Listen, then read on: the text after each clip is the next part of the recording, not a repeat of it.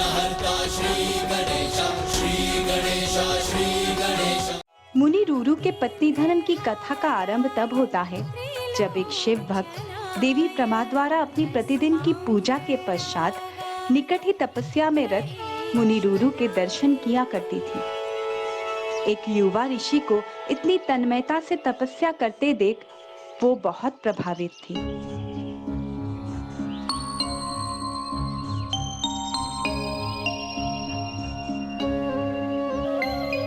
और ऐसा कई माह तक चलता रहा। फिर एक दिन वहां प्रचंड बवंडर का प्रकोप हुआ, जिसके कारण कोई भी अपने गृह से भी बाहर नहीं निकल रहा था। किंतु उस विकट बवंडर में भी रूरू मुनि अपनी तपस्या से नहीं उठे। उनसे प्रभावित होकर तीव्र वायु प्रवाह का सामना करते हुए देवी प्रमा द्वारा भी अपनी दैनिक पूजा के लिए वहां पहुंच गईं।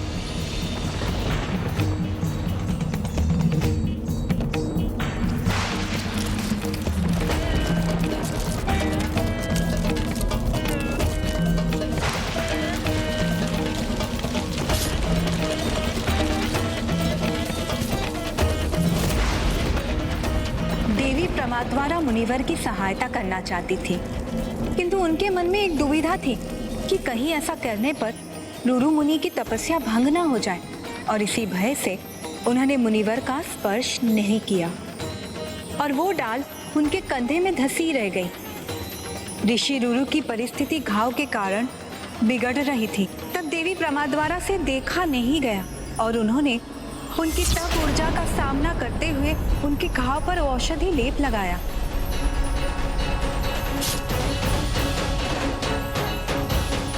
और निरंतर ऐसा ही करती रही।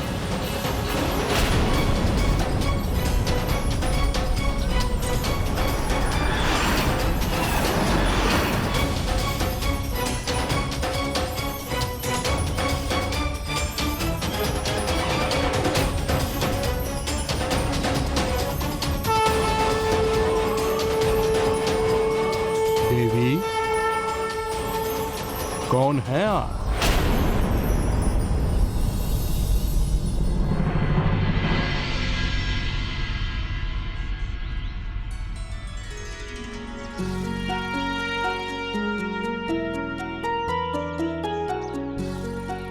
प्रणाम मुनिवर, मैं विश्व वसु और देवी मेनका की पुत्री हूँ, प्रमा द्वारा।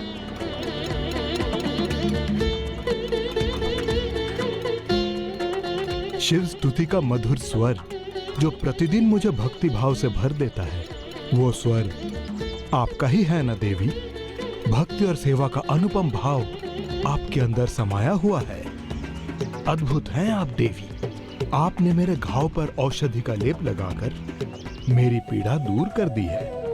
देवी, आपका बड़ा उपकार है मुझ पर। नहीं ऋषिवर, उपकार तो आपने किया है इस पूरे संसार पर। आपके घोर तप से इस संसार को जो लाभ मिलेगा वो मेरी सेवा की तुलना में तो कुछ भी नहीं है। आपकी सेवा तो मेरा कर्तव्य है। कितनी दिव्य हैं आप देवी। आपकी वाणी और आपके विचारों ने तो मेरे अंतर्मन को छू लिया है। आप बाहर से जितनी सुंदर हैं, भीतर से उससे अधिक सुंदर हैं। मैं आपसे बहुत प्रभावित हूं। एक प्रकार से आपने मेरे तप में मेरी सहायता की। अपने बारे में सोचे बिना आपने मेरी सेवा की, और इस प्रकार आप मेरे जीवन का अभिन्न भाग बन गई। इसीलिए हे देवी, यदि आपको स्वीकार है तो आपको अर्धांगिनी के रूप में पाना मेरा सौभाग्य होगा।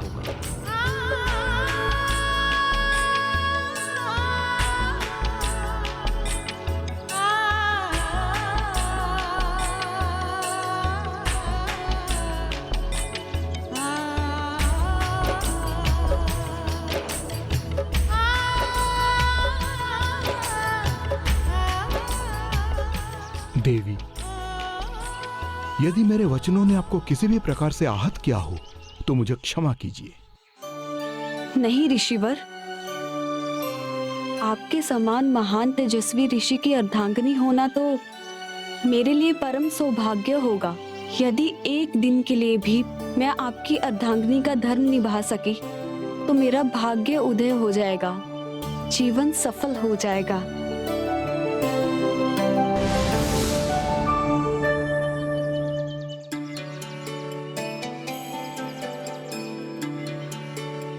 नहीं देवी, आपको पत्नी रूप में पाना तो मेरा सौभाग्य होगा, क्योंकि यदि आप जैसी योग्य और दिव्य स्त्री मेरे साथ हो तो मेरे योग और तप को और भी बल मिलेगा।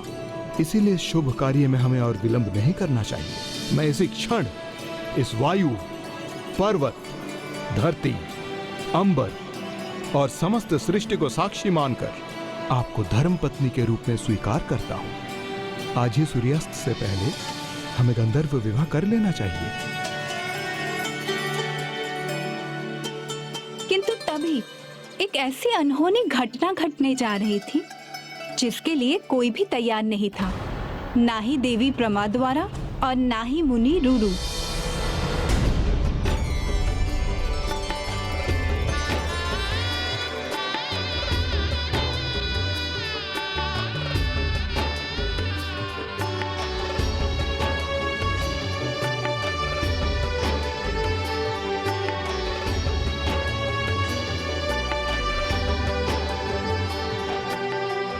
अब वो समय आ गया था जब मुनि रुरु संसार के सामने देवी सावित्री के समान प्रेम का, देवी अरुंधति के समान निष्ठा का और देवी सुमति के समान दृढ़ निश्चय का महान उदाहरण प्रस्तुत करने वाले थे।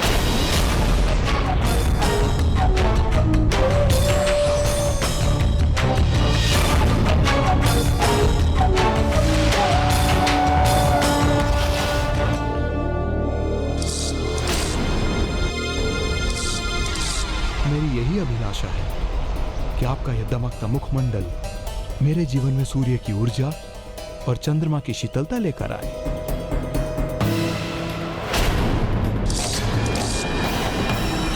अब यह हमारा संबंध जन्म जन्मांतर का संबंध बन जाएगा।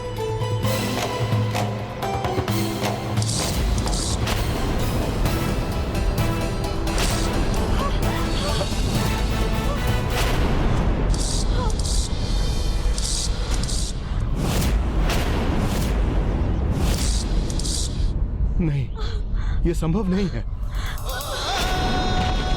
देवी, देवी, ये क्या हो गया देवी आपको? देवी नहीं, देवी नहीं। प्रिय, प्रिय, प्रिय क्या हो गया प्रिय? ये क्या हो गया आपको? प्रिय, प्रिय, प्रिय, हम अभी आते हैं। कोई है? कोई तो सहायता करो। स्वामी, स्वामी, स्वामी। प्रिय, प्रिय, प्रिय, प्रिय, प्रिय प्रमाद्वारा, हमारे सुख पर ये दुर्भाग्य की कैसी काली छाया पड़ गई है। ये क्या हो गया आपको देवी? हमारा साथी अल्प समय का नहीं हो सकता। ये पीड़ा मेरे लिए असहनीय है। जहां आप जाएंगी मैं भी वहीं जाऊंगा। नहीं मुनिवर, यह अनुचित है। होता वही है जो जो प्रभु की इच्छा होती है। जीवन तो हमारे पूर्व कर्मों का फल होता है। आप इसे कैसे ठुकरा सकते हैं? आप जैसा तपस्वी कैसे निराश हो सकता है और कैसे आत्मघात करने का सोच सकता है? नहीं मुनिवर, आप ऐसा नहीं कर सकते, नहीं कर सकते। मेरे जीवन की आशा निराशा बन जाए, जीवन मृत्यु बन जाए। अब मेरे इस जीवन का भी कोई लाभ नहीं। अब तो मुझे भी मृत्यु आ जाए।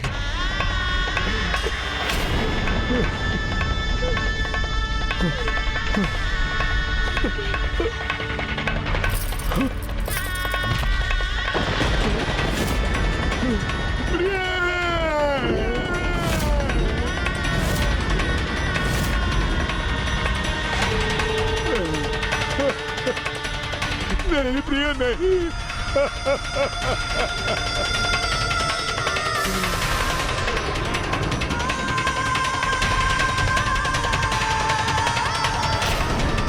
यदि एक दिन के लिए भी मैं आपकी अर्धांगिनी का धर्म निभा सकी तो मेरा भाग्य उदय हो जाएगा, जीवन सफल हो जाएगा। आप जैसा तपस्वी कैसे निराश हो सकता है? तुमने उचित कहा देवी, मैं इतना निराश कैसे हो सकता हूँ? यदि एक तपस्वी का तप व्यर्थ जाए तो ये उसके तप का अपमान है। मैं ऐसा कदापि नहीं होने दूंगा। मैं अपने तपोशक्ति से तुम्हारा भाग्य बदलूंगा। इस अकाल मृत्यु को तुम्हारे भाग्य से मिटा दूंगा। ये मेरा प्रण है।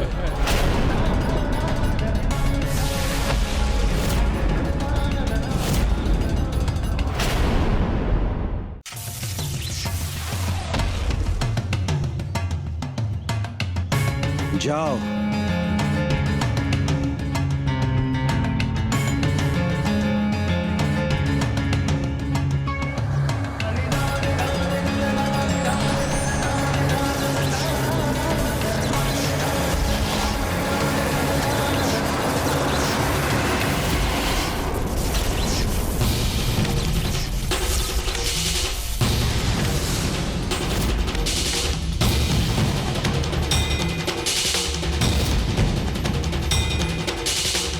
ये कैसे संभव है?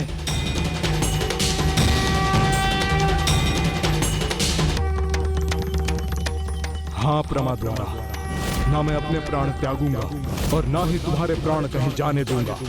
यदि निष्ठा से तप कर मैंने अपना तपोबल एकत्रित किया है तो आज मैं त्रिदेवों से गुहार लगाता हूँ कि वो यमराज को मेरी प्रमाद्वारा को मुझसे दूर ले जाने की अनुमति कदापि नहीं देंगे।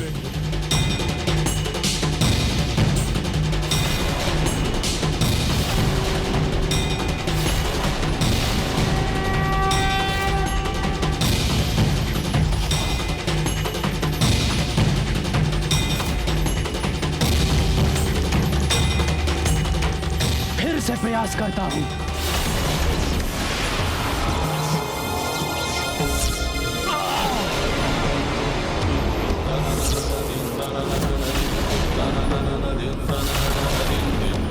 आज चाहे यमदूत आए या स्वयं यमराज आए, किंतु मैं उन्हें अपनी प्रमाद्वारा के प्राण ले जाने नहीं दूंगा।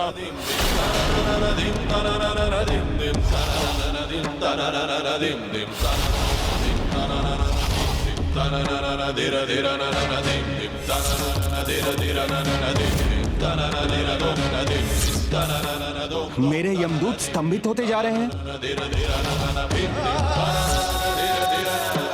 ये कैसे संभव है?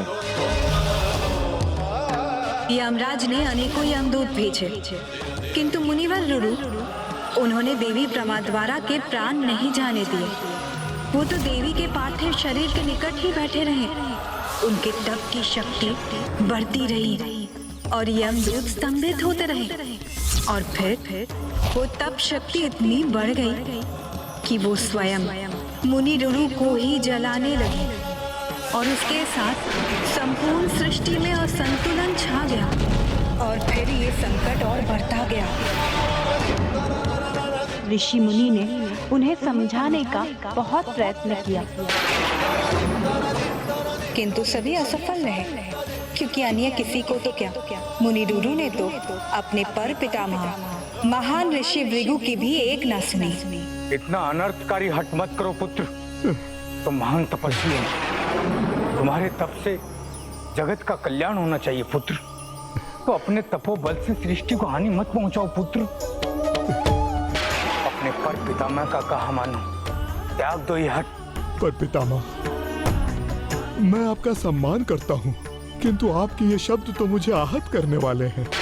कदाचित आप भी समझने में असमर्थ हैं।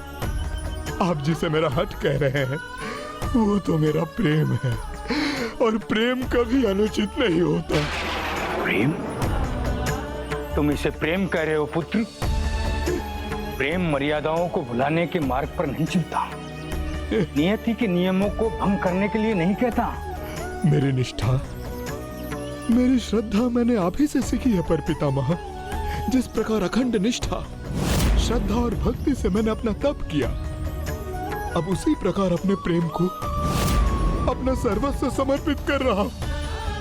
और आज मेरे इस प्रेम के सामने यदि स्वयं यमराज भी आ गए तो वो भी मुझे यहां से हटाने में असमर्थ होंगे।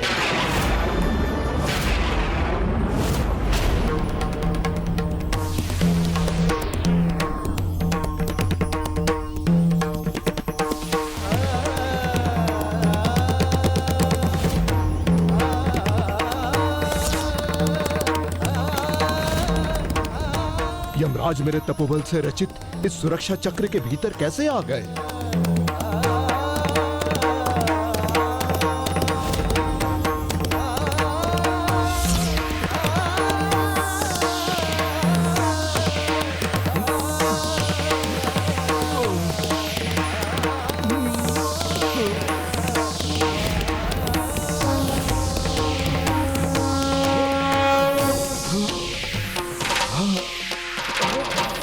मुनि रुरु का तपोबल मेरे लिए भी बाधा उत्पन्न कर रहा है। कदाचित मुझे ही उनको समझाने का प्रयत्न करना चाहिए। मुनिवर, आप तो ज्ञानी हैं, सृष्टि के क्रियाकलापों से भली भांति परिचित हैं। और ये तो विधि का विधान ही है कि जो प्राणी जन्म लेता है उसकी मृत्यु तो होती ही है। देह नश्वर है, नष्ट होना ही उसकी नियति है। मात्र आत्मा अजर अमर है, वो तो सदा रहती है। फिर आपका इस प्रकार इस मृत्यु पर शोक करना आपको शोभा नहीं देता। नहीं यमदेव, विधि का विधान भी किसी कारण से ही है, न्याय की भावना से बंधा हुआ है। और यहाँ तो घोर अन्याय हो रहा है। जिस देवी ने इतने निस्वार्थ भाव से इस तपस्वी की सेवा की, स्वयं कष्ट सहे और मेरी सहायता की, मुझे पति रूप में स्वीकार कर अत्यंत कठिन जीवन का चुनाव किया, अपने छोटे से जीवन में अनेक त्याग किए, उनका ये फल इतना अल्प जीवन मुझे स्वीकार नहीं। कर्मों का फेर अनेक जीवन से चला आ रहा है और प्रभु ने सभी के जीवन की समय सीमा नियत की हुई है, रची हुई है। मैं भी उसी से बंधा हुआ हूँ और सभी जीव भी। किसी को भी अपनी निर्धारित आयु से अधिक जीवन नहीं प्राप्त होता मुनिवर। तो इन्हें मेरी आयु दे दीजिए, भले ही आप उसके लिए मेरे प्राण ले लीजिए, भले ही आप उसके लिए मेरे प्राण ले लीजिए।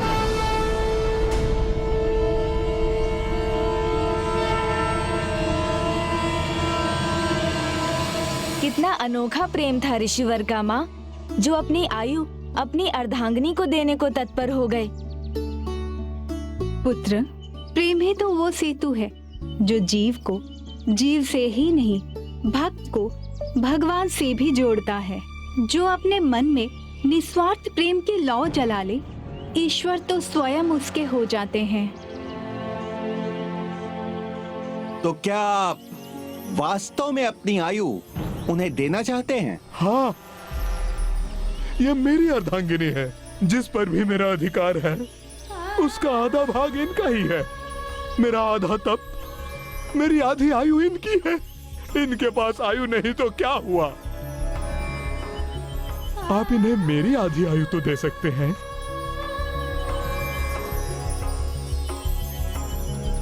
कोई भी किसी से भी कितना भी प्रेम क्यों न करे, अपना जीवन उसे कदापि नहीं देता। जीवन का मोह ही ऐसा है। और आपने अपनी आधी आयु देने की बात कर विवाह संबंध को एक नया उदाहरण दे दिया है। क्योंकि विवाह तो वो संबंध है जिसमें सदैव कुछ खोकर ही कुछ पाया जाता है। एक दूसरे के प्रति त्याग की भावना हो, तभी विवाह सफल होता है। मैं आपके इस भाव से, आपके इस पावन संबंध से अत्यंत प्रभावित हुआ हूं और देवी प्रमा द्वारा को आपकी आधी आयु देता हूं, आपकी आधी आयु देता हूं। ओम नमस्ते देवेशाय सुरासुर नमस्कृताय भूत भव्य महादेवाय हरित पिंगल लोचनाय बलाय बुद्धि रूपिणे वैयाघ्रव संचदाय तथास्तु तथास्तु प्रभवेश्वराय हराय हरिनेत्राय युगान्तकरणायानलाय गणेशाय लोकपालाय महाभुजाय महाहस्ताय शूलिने महादंष्ट्रिणे कालाय महेश्वराय पुष्पदंताय विभागाय मुखाय सर्वहराय हिरण्यश्रवसे द्वारिणे भीमाय भीम पराक्रमाय ओम नमो नमः।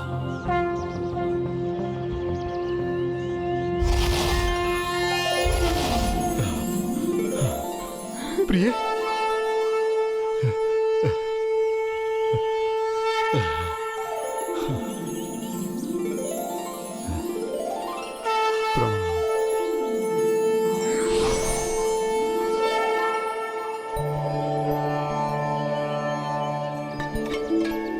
और ये था मुनि रुरु का पत्नी प्रेम, जिसके लिए उन्होंने अपनी आधी आयु और अपनी तपो शक्ति का त्याग कर दिया और ये प्रमाणित कर दिया कि जो कुछ भी पति का है उसमें अर्ध भाग का अधिकार पत्नी का भी है, फिर वो कोई कर्तव्य हो या कोई कर्तव्य का फल।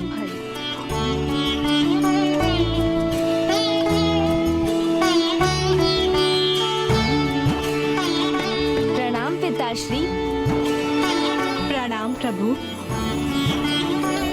प्रिय, वैसे आपको भी तो अपने कर्तव्य का फल मिला है, गणेश को पुत्र रूप में पाकर, और गणेश ने भी अपना कर्तव्य भली भांति निभाया है, आपकी यात्रा पूर्ण कराकर। यात्रा के बाद विश्राम आवश्यक है, क्यों? माँ, आप बिल्कुल भी चिंता मत कीजिए, मैं आपके पांव दबा दूंगा। कैलाश में भी माँ के पांव मैं ही दबाता हूँ, उससे एक ही पल में माँ की सारी थकान मिट जाती है। आपकी भी थकान दूर हो जाएगी माँ। तुम्हें पुत्र रूप में पाकर तो मैं धन्य हो गई पुत्र गणेश। यात्रा तो तुमने भी की है, थकान तो तुम्हें भी हुई होगी। मेरी थकान का तो एक ही उपचार है, माता पार्वती के हाथों से बने मोदक। वो मुख में गए नहीं कि थकान अदृश्य।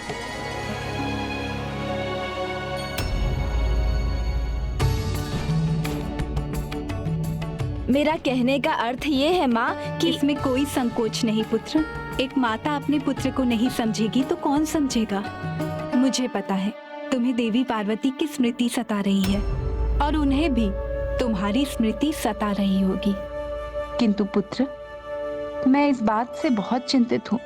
पुत्र, तुम यहाँ मेरे पास हो, फिर भी तुम्हें देवी पार्वती के पास जाने की इच्छा हो रही है।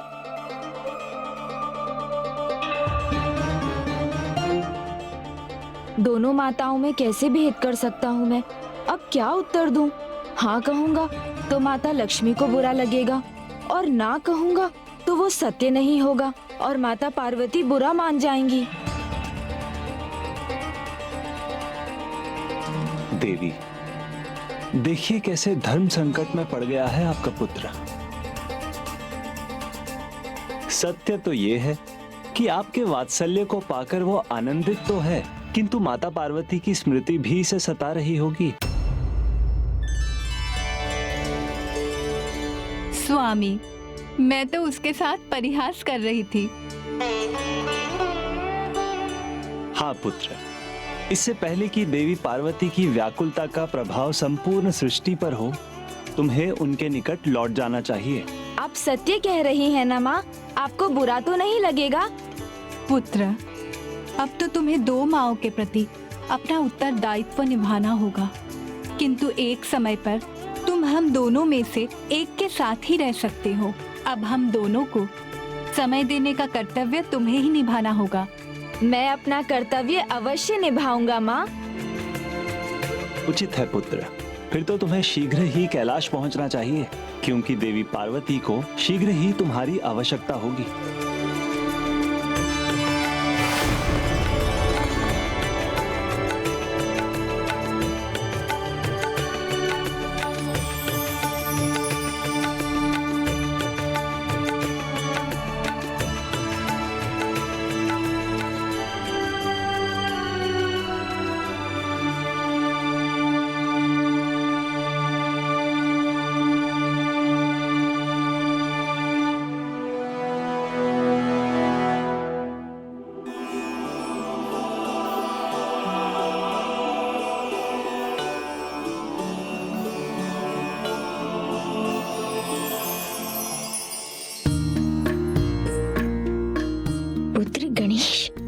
लौट आया मेरा पुत्र।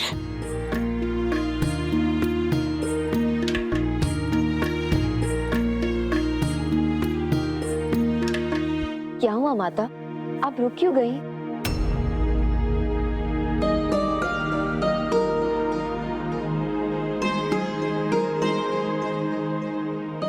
नहीं, वो तो अभी भी नहीं लौटा।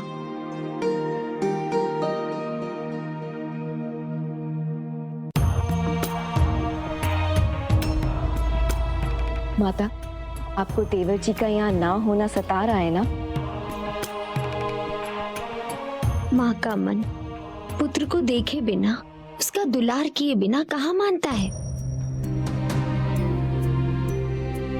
मैं समझती हूँ माँ, माता शची भी जयंत को ना देखे तो विचलित हो जाती थी। और फिर देवर जी तो यहाँ बहुत समय से नहीं है। हाँ पुत्री, तुमने मेरी भावना को सही समझा।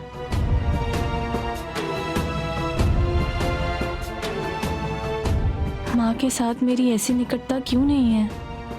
वो मुझसे अपने हृदय की बात कहती तो कितना अच्छा होता। मैं भी उनसे अपने मन की बात कह पाती। माँ, मेरी माता का देहांत तो मेरे जीवन के आरंभ में ही हो गया था, इसलिए मैंने उनका प्रेम नहीं देखा। किंतु पिता का प्रेम वो बिल्कुल ऐसे ही होता है।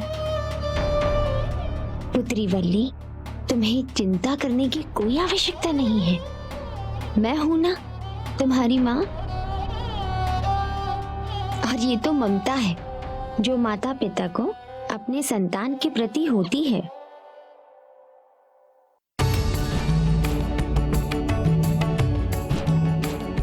माँ कहीं वल्ली को लेकर अधिक भावुक तो नहीं हो गई? माँ, माता पिता ही नहीं, संतान भी माता पिता के बिना व्याकुल हो जाती है। हाँ माँ, मुझे विश्वास है देवर जी भी यहाँ आने के लिए अत्यंत आतुर होंगे।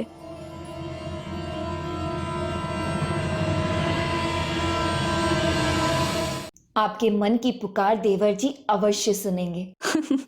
हाँ माँ, और फिर उनसे भी कहाँ रुका जाएगा? मुझे भी लगता है कि वो शीघ्र ही आने वाला है। आने वाला नहीं माता, मैं तो आ चुका हूँ। माँ की गोद में आए विघन हरता, पार्वती के मन में उमड़ी ममता। माँ की गोद में आए विघन हरता, अद्भुत बालक भर माँ प्रेम लुटाती। प्रणाम माता। जग में देखा, हमने कहा था ना माँ, देवर जी शीघ्र लौटेंगे। जग में स्वागत है अनुज गणेश। प्रणाम ज्येष्ठ। मेरा पुत्र यात्रा कर लौटा है। अब इसकी थकान तो माँ के हाथों से बने मोदक से ही मिटेगी। पूजा के पश्चात मोदक के साथ मैं तुम्हारी यात्रा की कथा विस्तार से सुनूंगी। अवश्य माता।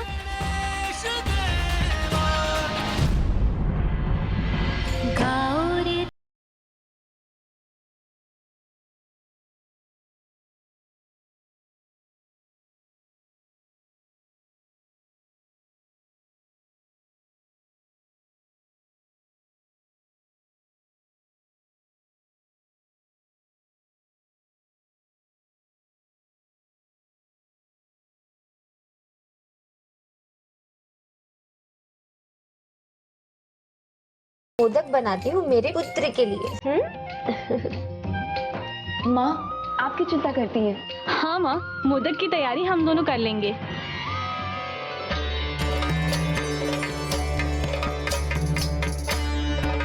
तुम दोनों को अनेकों आशीष।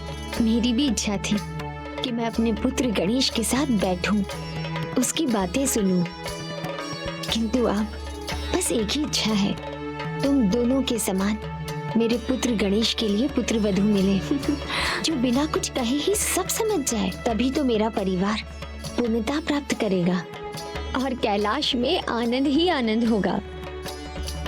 बस मेरे इस परिवार के आनंद पर किसी की कुदृष्टि ना पड़े।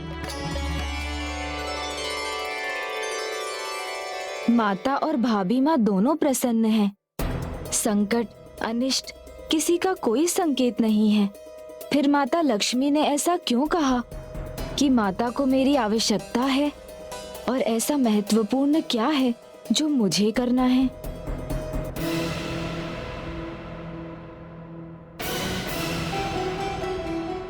क्या हुआ प्रिय? मेरा हृदय नहीं मान रहा था स्वामी, फिर भी उसे जाने की अनुमति दी है मैंने। गणेश के उचित समय पर उचित स्थान पर होने से उचित ही होगा प्रिय। गणेश वही है जहां उसकी आवश्यकता है। गणेश शीघ्र ही अत्यंत महत्वपूर्ण व्रत की स्थापना का माध्यम बनेगा। सत्यनारायण व्रत और कथा का पाठ कैलाश में अब शीघ्र होने वाला है।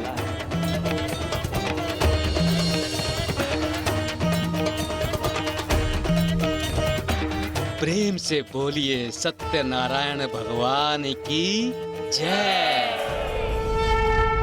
शांताकारं भुजगशयनं पद्मनाभं सुरेशं विश्वाकारं गगनसदृशं मेघवर्णं शुभांगं लक्ष्मीकान्तं कमलनयनं योगिहृदध्यानगम्यं वन्दे विष्णुं भवभयहरं सर्वलोकैकनाथम्।